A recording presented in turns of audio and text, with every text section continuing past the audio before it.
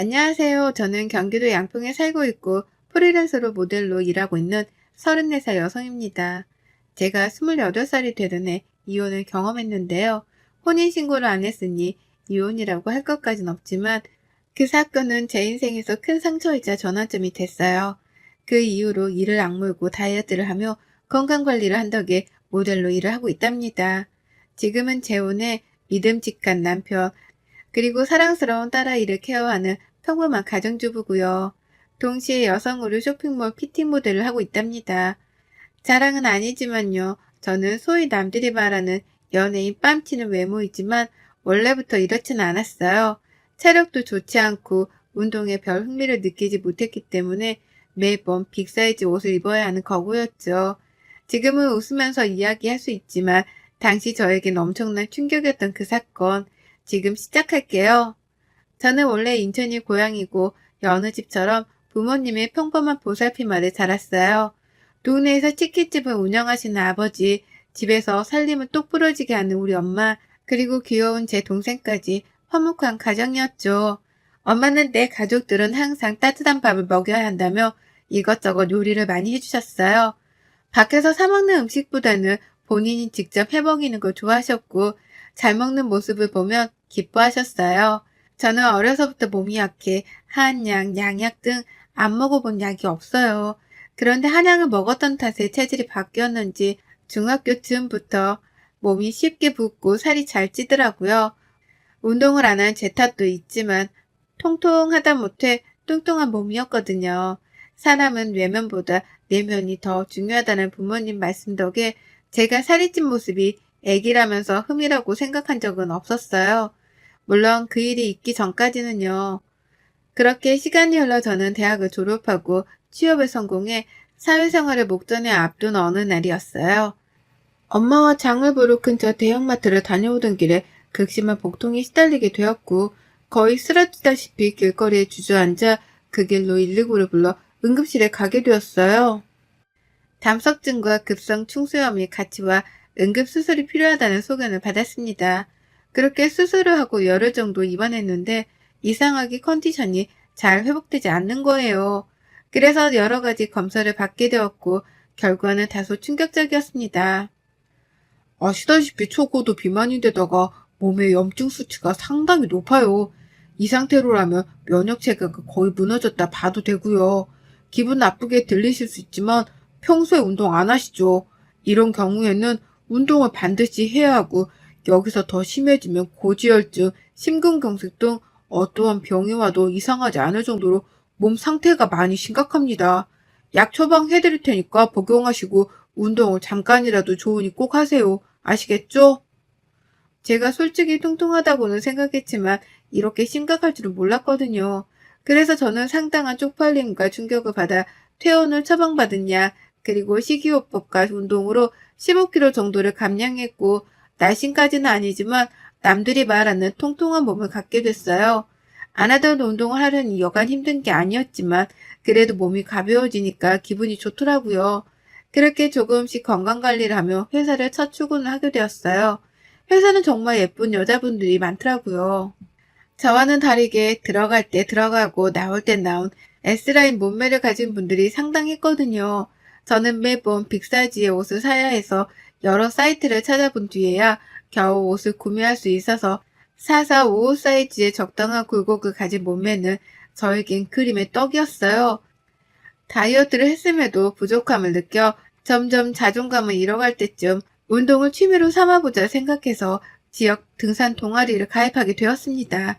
등산 동아리에서 가입한 이후에도 저만 덩치가 커 보이는 것 같은 느낌에 위축되어 있었어요. 딱 붙은 옷을 입어보고도 싶고 멋진 등산복도 입어보고 싶었는데 그러지 못한다는 사실에 우울감만 더 커지더라고요. 처음엔 등산을 하다가 맨 뒤에 처져서 동아리 회원들이 잘 챙겨주었는데 점점 지쳤는지 저는 회원들의 관심밖에 나게 되었고 점점 소외되던 찰나 새로 들어온 회원이 저를 위로해 주었어요. 그게 바로 전 남편이었습니다. 등산 힘들지 않으세요? 저도 회사 다니면서 주말에 뭐라도 해볼까 하고 가입한 건데 생각보다 힘드네요. 우리 같이 올라갈래요? 어차피 뒤쳐져 있는데 말동무나 하면서 올라가죠. 그 남자는 제 손을 잡아 이끌어주며 제가 힘들지 않나 계속 챙겨주더라고요. 그것을 계기로 서로 연락처를 주고받아 연락을 하게 되었습니다. 나이는 저보다 3살이 많았지만 저를 챙겨주는 다정한 모습에 조금씩 호감이 생겼어요. 근무하는 회사도 비교적 가까운 거리에 있어서 점심시간에 시간이 맞으며 같이 식사도 하고 커피도 마시며 사적으로 만나는 횟수가 늘어갔습니다. 그러다 제가 몸에 많이 신경 쓰는 걸 눈치챈 그 남자는 운동을 해보고 싶으면 적극적으로 도와줄게. 퇴근하고 같이 운동 다니자. 하며 회사 근처 헬스장에서 한두 시간씩 같이 운동도 했어요. 그렇게 저희는 연인 사이로 발전하게 되었죠. 키도 훤칠하고 수려하게 생긴 외모에 정장이 잘 어울리는 말 그대로 잘생긴 왕자님이었어요. 저의 못생긴 외모에도 주변 시선 따위는 의식하지 않고 저만을 위해주는 따뜻한 마음이 좋았습니다.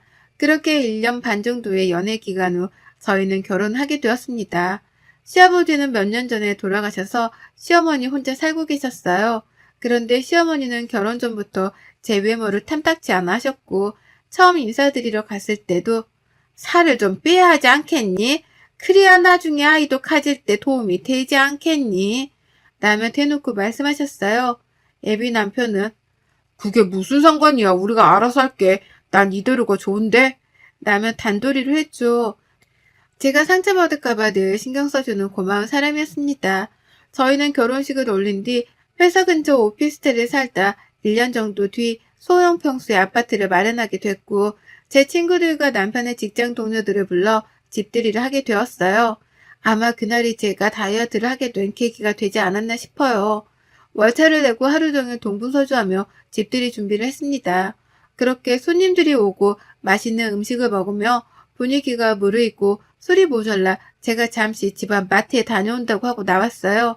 1층에 내려가서야 지갑을 두고 나왔다는 사실을 인지해 다시 집으로 올라갔을 때 저는 그 자리에서 아무 말도 못한 채로 가만히 서 있을 수밖에 없었어요.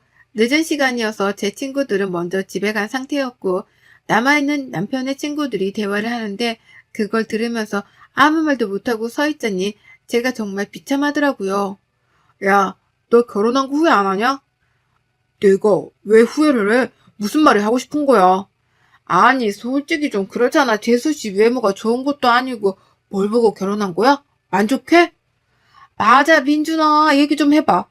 갑자기 네가 결혼한다 했을 때 나도 좀 의아했거든.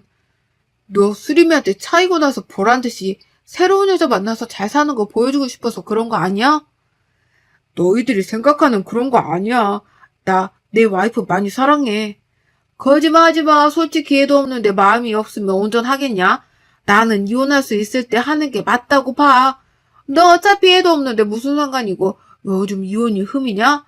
그리고 너 내가 내색 안 하려 했는데 너 수림이랑 연락하고 있는 거 다 알아. 그럼 말 다 한 거 아니냐? 야, 그만해. 재수씨 들을라. 말 조심하자. 저는 눈물이 앞을 가렸지만 이를 악물고 겨우 참았어요. 지갑을 가지고 뒤도 안 돌아보고 급하게 자리를 빠져나왔습니다. 집 앞 공원에서 혼자 얼마나 울었는지 몰라요. 정말 처량하고 비참하더라고요. 며칠 뒤 저는 남편의 친구들이 한 이야기가 마음에 걸려 결국 남편의 휴대폰을 몰래 보기로 했어요. 남편이 잠든 틈을 타 휴대폰을 보게 되었습니다. 평소 휴대폰을 잠그지 않아 메시지를 살펴보는데 전 여자친구와 주고받은 연락이 그대로 있는 거예요. 수림아, 내가 다 잘못했어. 한 번만 만나서 다 이야기할게. 내가 너한테 복수하고 싶다는 생각에 홧김에 한 결혼이라는 거 알잖아. 정말 사과하고 싶어. 나랑 만나서 이야기 좀 하자. 5분이라도 시간 내줘. 난 너밖에 없어. 너 지금 그 결혼 생활 만족해? 내가 그렇게 하면 돌아갈 줄 알았니? 웃기는 소리 하고 있어. 지금 나 불륜녀 만들려고 작정했니? 이거 완전 또라이 아니야? 대충 이런 내용이었어요. 전 여자친구라는 사람은 싫다고 말을 하면서도 남편을 만난 것 같더라고요. 웃긴 건 뭔지 아세요? 전 여자친구라는 사람이 욕을 하고 싫은 소리를 하는데도 남편이 아무런 대꾸를 하지 않았다는 거예요. 저는 주고받은 대화 내용을 모조리 캡처해 제 휴대폰으로 전송했습니다. 혹시 몰라 사진첩도 봤는데 그 여자의 흔적이 남아있더라고요. 심지어 그 여자의 번호는 내 짝꿍으로 저장이 되어 있더라고요. 저는 와이프 김수정이었고요. 저는 남편에 대한 실망감과 배신감에 화를 주체하지 못했고 거실로 나와 맥주 한 캔을 마셨습니다. 그리고는 그 여자의 번호로 만나자는 연락을 했어요. 다음날 연차를 내고 그 여자를 만나러 집 근처 카페로 향했습니다.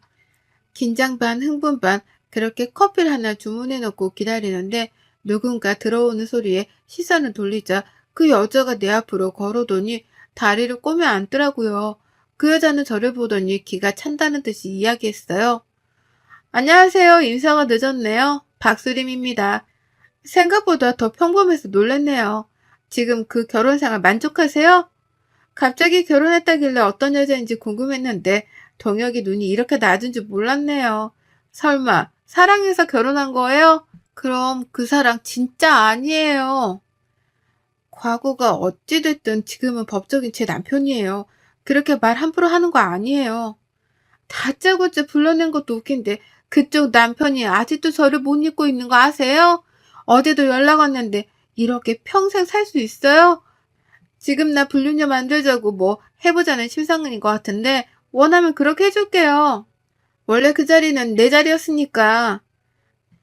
저는 그 자리에서 당장이라도 물을 끼얹고 싶었지만 남편을 생각해 참을리는 세개를 새기며 겨우 참았습니다. 너무나도 당당한 그 여자의 태도에 기가 막히더군요. 어찌되었던 이미 결혼한 남자랑 사적으로 연락하는 거는 좀 아니지 않나요? 저는 마음을 가다듬고 얘기했습니다. 다시는 동혁 씨랑 연락을 하지 않았으면 좋겠네요. 과거는 과거일 뿐 중요하지 않아요. 서로 사람답게 살자고요. 그렇게 살면 좋나요?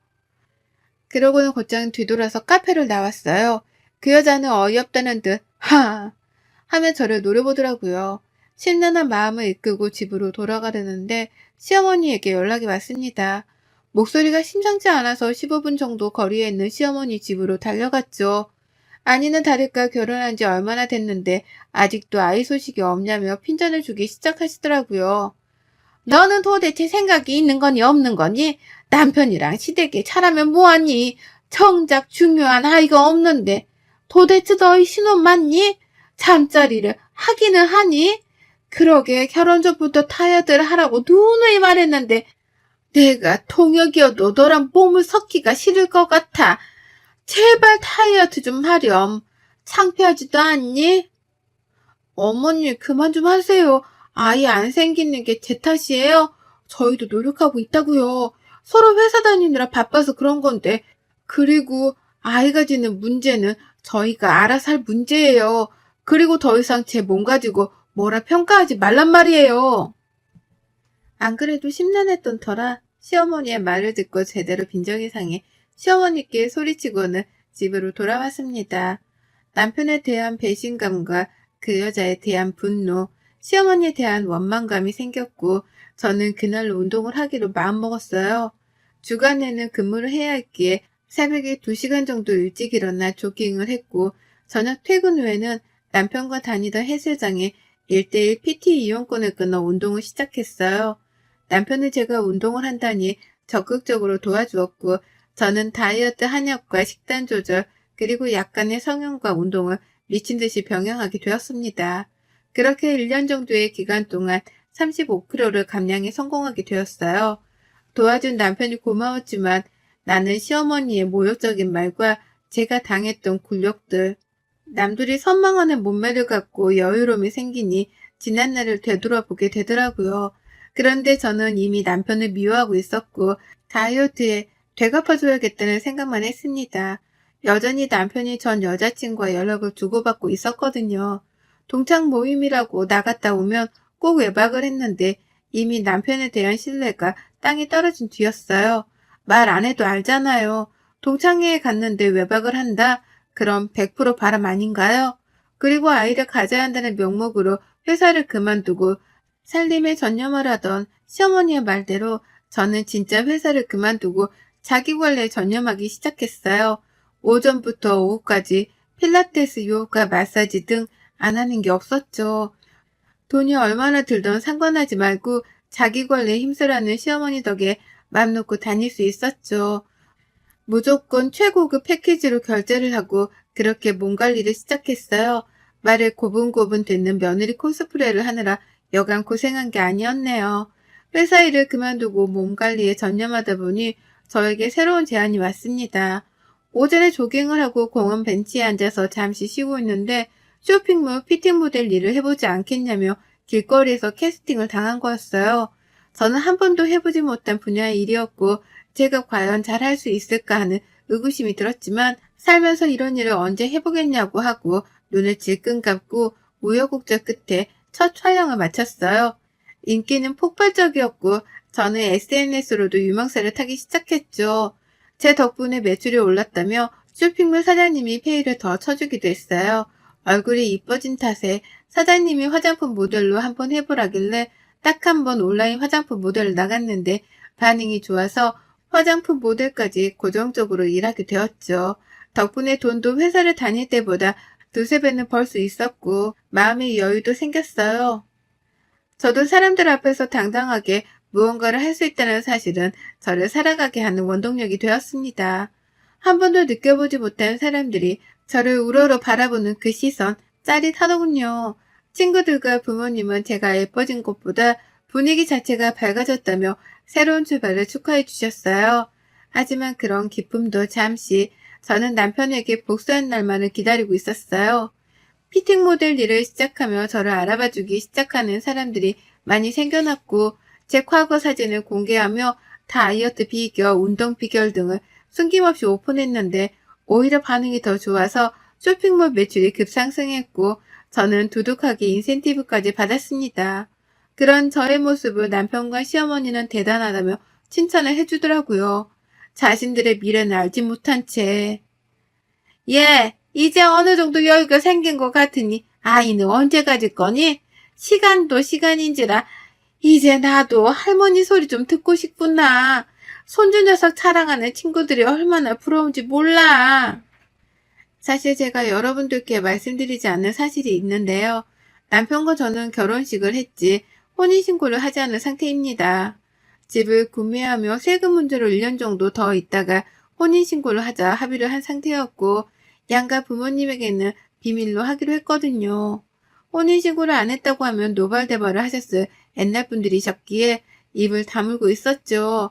그런데 저는 더 이상 그럴 이유가 없어졌고 오늘이 그날이다 생각하며 남편에게 그동안의 모든 일을 적어놓은 편지 한 통만을 남긴 채 짐을 싸서 친정으로 왔어요. 결혼하면서부터 그동안의 일을 모두 부모님께 말씀드리니 부모님은 한숨을 푹 쉬시더라고요. 솔직히 화를 내실 줄 알았더니 제 결정을 믿는다며 오히려 응원을 해주시는 게 아니겠어요?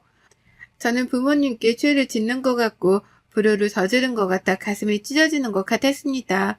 그렇게 친정집에서 간만에 두 다리 뻗고 마음 편히 쉴 수 있었어요. 얼마 만에 느껴보는 행복감인지 몰라요. 아니나 다를까 남편과 시어머니는 저에게 끊임없이 연락을 해왔습니다.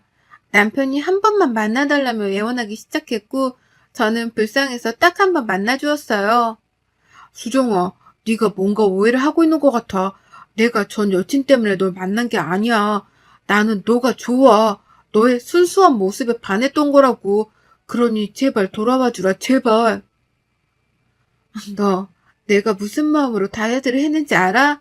이게 다 당신이랑 어머님 때문이라고. 왜? 그리고 너 왜 가만히 있는 우리 엄마까지 들먹여? 그리고 막말로 내가 뭘 잘못했어? 그래, 옛날 여자 만났다 쳐. 근데 지금 내가 자기를 했니 뭘 했어? 내가 그렇게 잘못한 거야? 나와 결혼 생활 중에 전 여친한테 찝쩍거린 연락들은 다 뭐야? 내가 모를 것 같았니? 남편은 갑자기 무릎을 꿇더니 오히려 제 속을 더 긁더라고요. 도대체 생각을 하고 사는 사람인지 의문이 들더라고요. 솔직하게 얘기하면 결혼 생활 전엔 네가 못생겨서 정이 안 생겼어. 그건 사실이야. 홧김에 그런 거고. 근데 이건 당연한 거 아니야? 예쁜 여자 좋아하는 거 남자의 본능이야.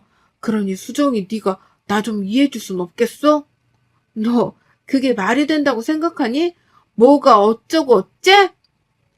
맞잖아. 너도 처음부터 살을 뺐으면 내가 전 여친한테 마음 뺏기는 일은 없지 않겠어? 이렇게 다이어트 할 수 있었으면서 왜 그동안 안 한 건데? 라며 정말 얼토당토 않는 말을 짓거리더라고요. 정말 어이가 없었고 제가 고작 그딴 취급을 받았다는 사실에 화가 났습니다. 제 앞에 있던 맥주잔을 들어서 전 남친의 얼굴에 확 부어버렸어요. 너 따위 때문에 뺀 내 살들이 아까워. 그럼 이제라도 그 잘난 전 여친 만나서 결혼생활 하면 되겠네. 어차피 혼인신고도 안 했으니 서로 번거로울 일도 없고 말이야.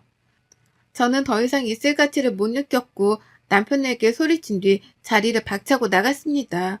이후로도 남편은 전화, 문자, 심지어 인터넷으로도 미친 듯이 연락을 하기 시작하더라고요. 제가 전부 무반응으로 대처하니까 이번에 시어머니가 연락을 해오더라고요.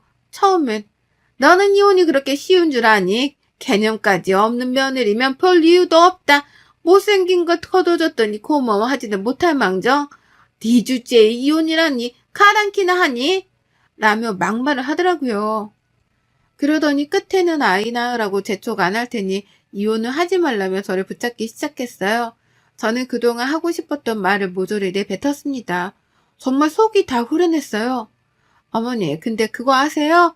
그이랑 저 혼인신고 안 한 사이예요. 그러니 이혼이라고 할 것도 없네요.